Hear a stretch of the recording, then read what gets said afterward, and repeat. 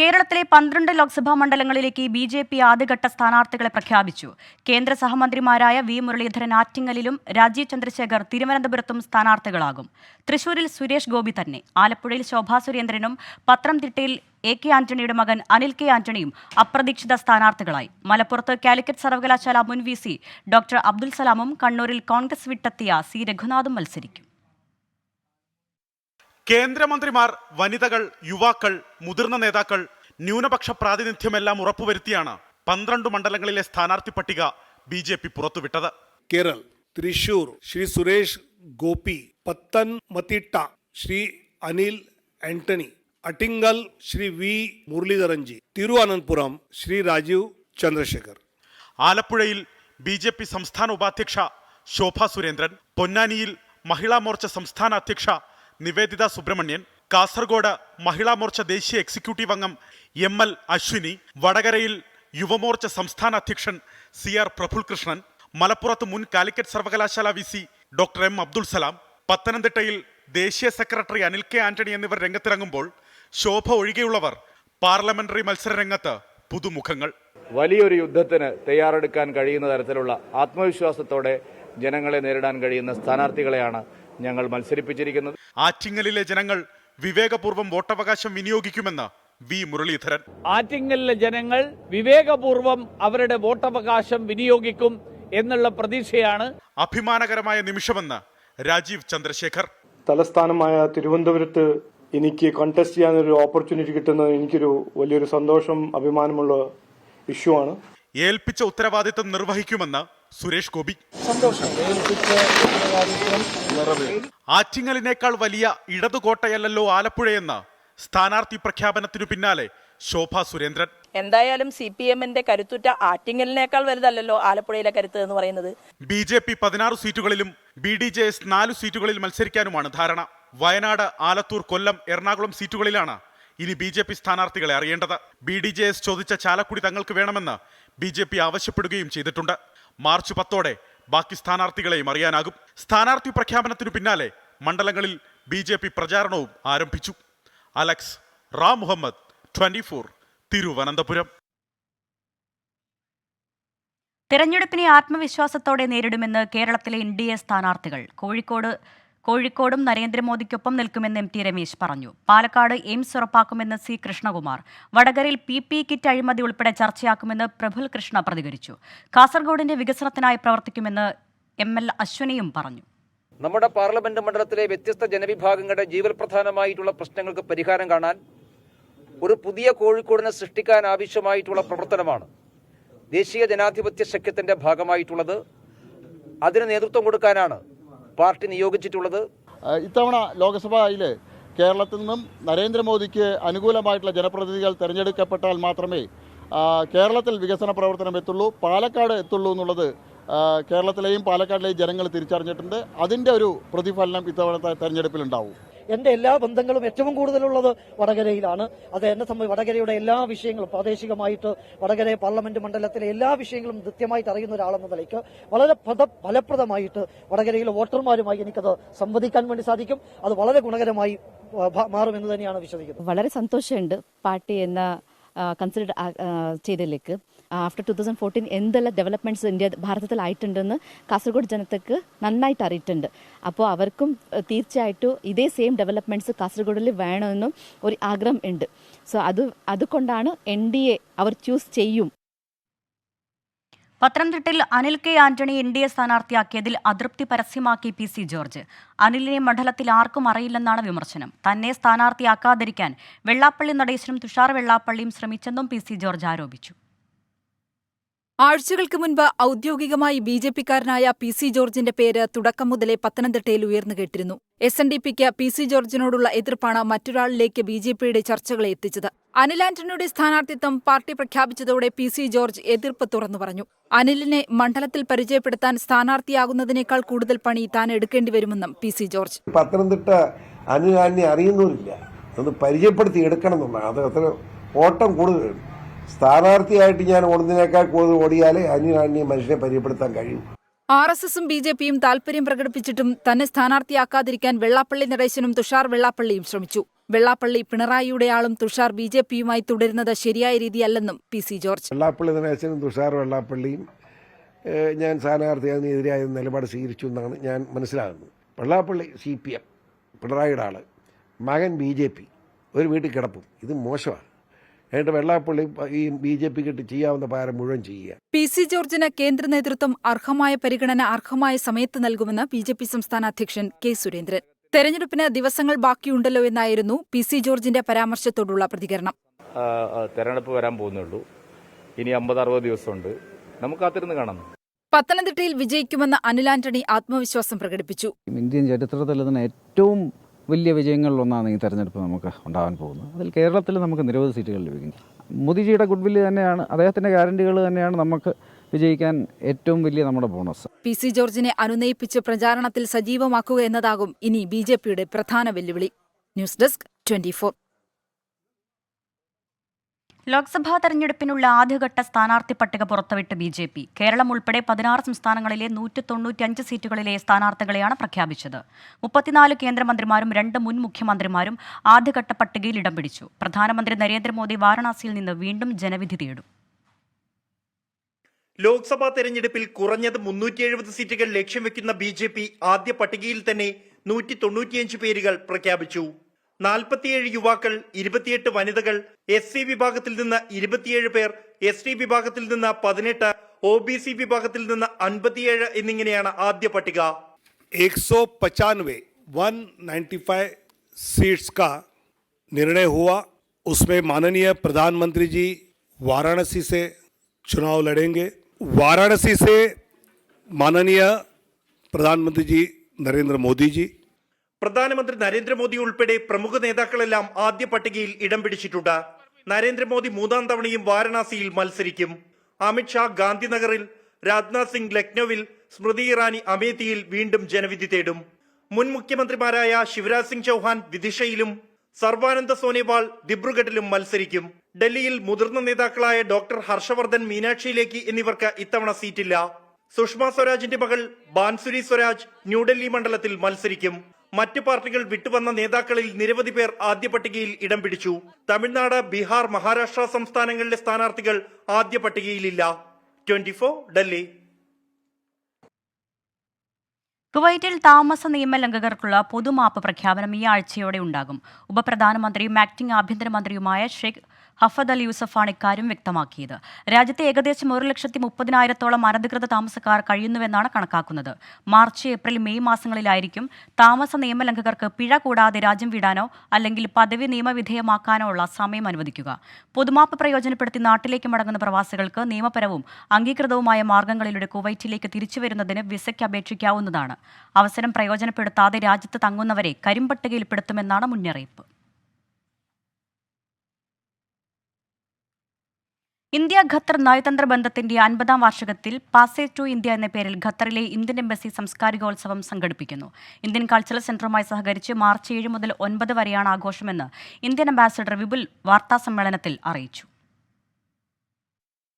ഖത്തറിലെ 8 ലക്ഷത്തോളം വരുന്ന ഇന്ത്യൻ പ്രവാസി സമൂഹം ഇന്ത്യൻ സംസ്കാരത്തെ ആഘോഷിക്കുന്ന ഉത്സവമായാണ് പാസേജ് ടു ഇന്ത്യ ഒരുങ്ങുന്നത്. ഖത്തർ മ്യൂസിയത്തിന്റെ പിന്തുണയോടെ മിയാ പാർക്കിൽ ഉച്ചയ്ക്ക് 2 മുതൽ രാത്രി 10 വരെയാണ് ആഘോഷ പരിപാടികൾ നടക്കുക. ഖത്തറിലെ ഇന്ത്യൻ സമൂഹത്തിന്റെയും സ്വദേശികൾ ഉൾപ്പെടെ മറ്റു വിവിധ രാജ്യക്കാരുടെയും പങ്കാളിത്തം ഉറപ്പുവരുത്താൻ സൗജന്യ ഗതാഗത സംവിധാനം ഉൾപ്പെടെ വിപുലമായ സൗകര്യങ്ങളാണ് ക്രമീകരിച്ചിരിക്കുന്നതെന്ന് സംഘാടകർ വാർത്താസമ്മേളനത്തിൽ അറിയിച്ചു. ഇന്ത്യ ഖത്തർ ബന്ധത്തിന്റെ 50ാം വാർഷികം ആഘോഷിക്കുന്ന 3 ദിവസം നീളുന്ന സാംസ്കാരികോത്സവത്തിൽ സ്വദേശികളും ഖത്തറിലെ വിവിധ രാജ്യക്കാരായ പ്രവാസികളും പങ്കാളികളാകും. ആഘോഷത്തിന്റെ ഭാഗമായി ഖത്തറിൽ ദീർഘകാലമായുള്ള വിവിധ മേഖലകളിലെ 40 ഇന്ത്യക്കാരെ ആദരിക്കും.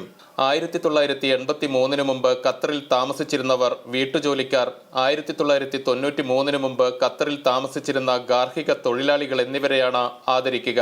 3 ദിവസങ്ങളിലായി നടക്കുന്ന സാംസ്കാരികോത്സവത്തിൽ ഇന്ത്യയിൽ നിന്നെത്തുന്ന സംഗീത പ്രതിഭകളുടെ കവ്വാലി, കേരളത്തിന്റെ പരമ്പരാഗത സംഘനൃത്തമായ മെഗാ തിരുവാതിര, ഉത്തരേന്ത്യയുടെ നൃത്തവിസ്മയമായ ഗർബയുടെ ഗർബ മെഗാ റാസ് ദണ്ഡിയ, ഖത്തർ ആഭ്യന്തര മന്ത്രാലയം, ഡോഗ് സ്ക്വാഡിന്റെ dog show, live musical show, വാദ്യ അകമ്പടിയായി ചെണ്ടമേളം തുടങ്ങിയവ അരങ്ങേറും. ഖത്തറിൽ നിന്നുള്ള 100 ഫോട്ടോഗ്രാഫർമാരുടെ സൃഷ്ടികൾ പ്രദർശിപ്പിക്കുന്ന എക്സിബിഷനാണ് മറ്റൊരു സവിശേഷത. ഇന്ത്യയുടെ got talent season 3 finalist speed painter Vilas Nayak live speed പെയിന്റിംഗും സന്ദർശകർക്ക് കൗതുകം പകരും. ഇന്ത്യൻ സംസ്കാരവും കലാരൂപങ്ങളും പാസേജ് ടു ഇന്ത്യയെ വേറിട്ട അനുഭവമാക്കും. കരകൗശല വസ്തുക്കൾ, വസ്ത്രങ്ങൾ, ജ്വല്ലറികൾ തുടങ്ങി ഇന്ത്യൻ സംസ്കാരത്തിന്റെ വൈവിധ്യം പ്രതിഫലിപ്പിക്കുന്ന വിവിധ പവലിയനുകളും ഇന്ത്യൻ രുചിവൈവിധ്യങ്ങൾ അണിനിരക്കുന്ന ഭക്ഷണ സ്റ്റാളുകളും സന്ദർശകർക്കായി ഒരുക്കിയിട്ടുണ്ട്.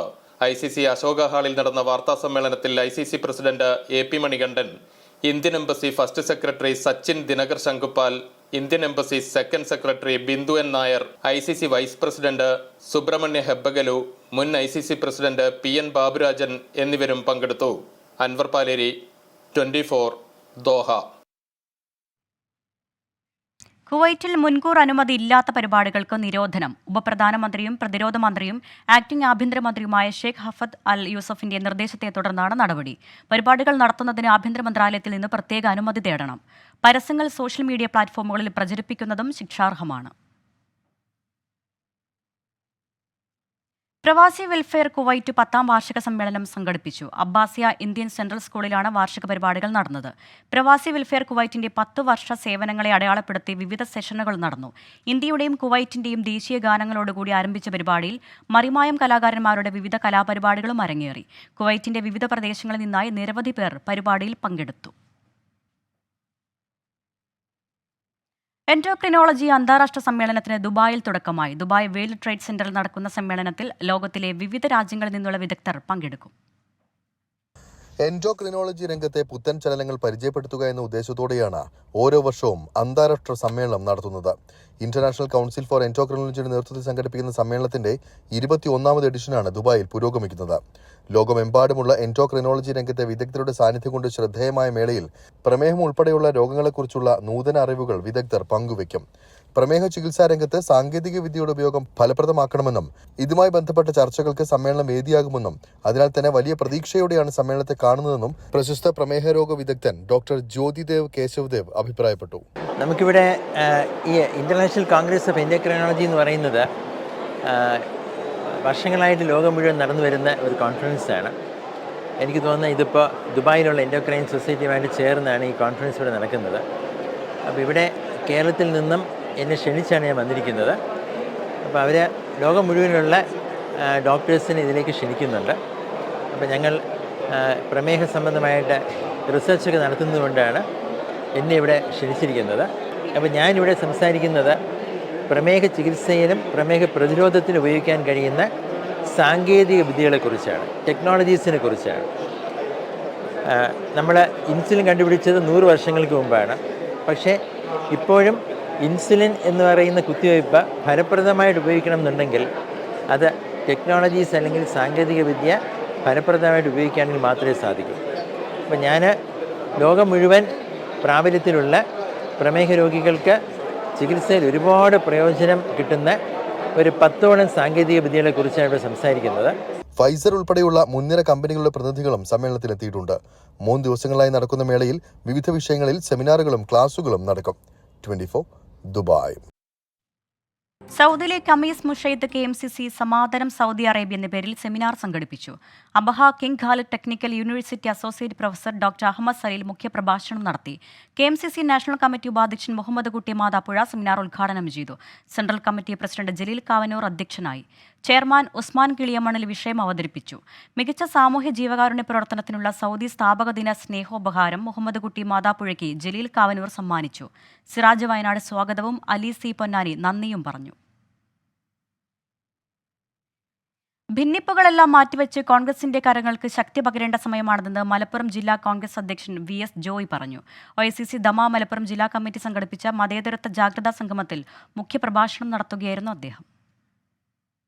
ഇനിയൊരു തിരഞ്ഞെടുപ്പ് ഉണ്ടാവുമോ എന്ന് നമുക്ക് ഉറപ്പിച്ചു പറയാൻ കഴിയാത്ത വിധം ഫാസിസ്റ്റുകൾ അവരുടെ അജണ്ടകൾ നടപ്പിലാക്കിക്കൊണ്ടിരിക്കുന്ന സമയത്താണ് ലോക്സഭാ തിരഞ്ഞെടുപ്പ് കടന്നു വരുന്നതെന്നും കോൺഗ്രസ് രാജ്യത്ത് നടപ്പാക്കിയ ജനാധിപത്യവും മതേതരത്വവും നിലനിൽക്കണമെങ്കിൽ മറ്റെല്ലാ ഭിന്നിപ്പുകളും മാറ്റിവെച്ച് ഇന്ത്യൻ നാഷണൽ കോൺഗ്രസിൻ്റെ കരങ്ങൾക്ക് ശക്തി പകരുകയാണ് ഇന്ന് ഓരോ ജനാധിപത്യ വിശ്വാസികളുടെയും കടമയെന്ന് മലപ്പുറം ജില്ലാ കോൺഗ്രസ് അധ്യക്ഷൻ VS ജോയ് പറഞ്ഞു. OICC ദമാ മലപ്പുറം ജില്ലാ കമ്മിറ്റി ദമാ ബദർ ഹാളിൽ സംഘടിപ്പിച്ച മതേതരത്വ ജാഗ്രതാ സംഗമത്തിൽ മുഖ്യപ്രഭാഷണം നടത്തുകയായിരുന്നു അദ്ദേഹം. കോൺഗ്രസ് പരാജയപ്പെട്ടപ്പോഴെല്ലാം രാജ്യവും പരാജയപ്പെട്ടിട്ടുണ്ട്. അപ്പോഴെല്ലാം ഇന്ത്യയിലെ ജനങ്ങൾ കോൺഗ്രസിനെ തിരികെ വിളിച്ചിട്ടുണ്ട്. രാജ്യം പ്രതിസന്ധിയിലാകുമ്പോൾ എന്നും ഇന്ത്യയിലെ ജനങ്ങൾ കോൺഗ്രസിലാണ് ആശ്രയം കണ്ടിട്ടുള്ളതെന്ന് ചരിത്രമാണെന്നും VS ജോയ് പറഞ്ഞു. പ്രവാസ ലോകത്തുള്ളവരും തങ്ങളുടെ കടമ തങ്ങളാൽ കഴിയും വിധം ശക്തമായി നിറവേറ്റേണ്ടതുണ്ടെന്നും VS ജോയ് ഉണർത്തി.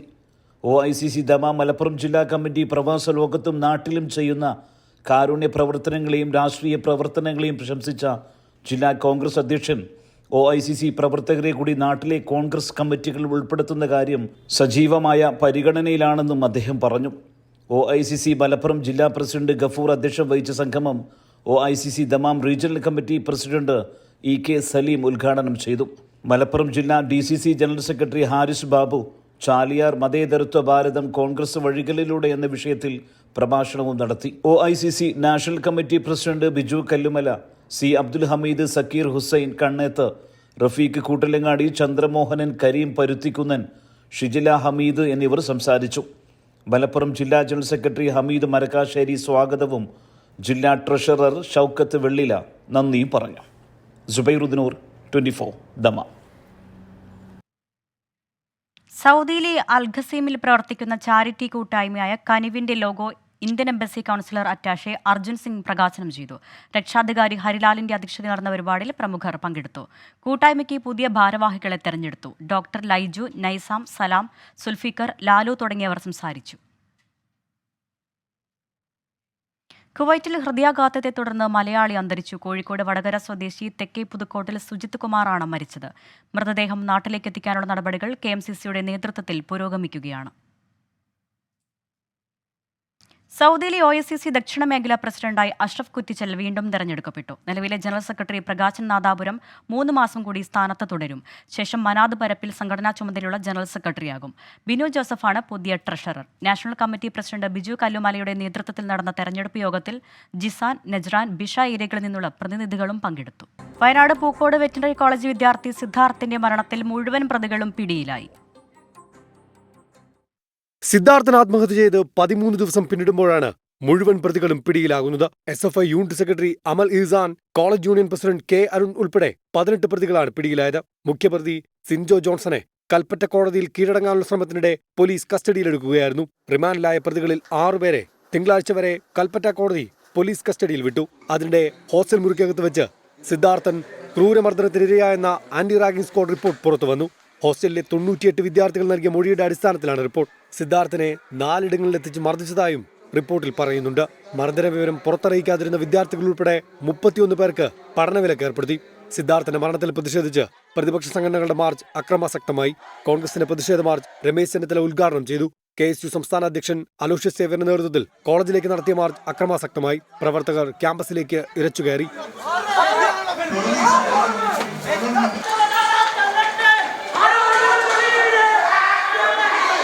യൂത്ത് ലീഗിന്റെ നേതൃത്വത്തിലും കോളേജിലേക്ക് പ്രതിഷേധ മാർച്ച് സംഘടിപ്പിച്ചു.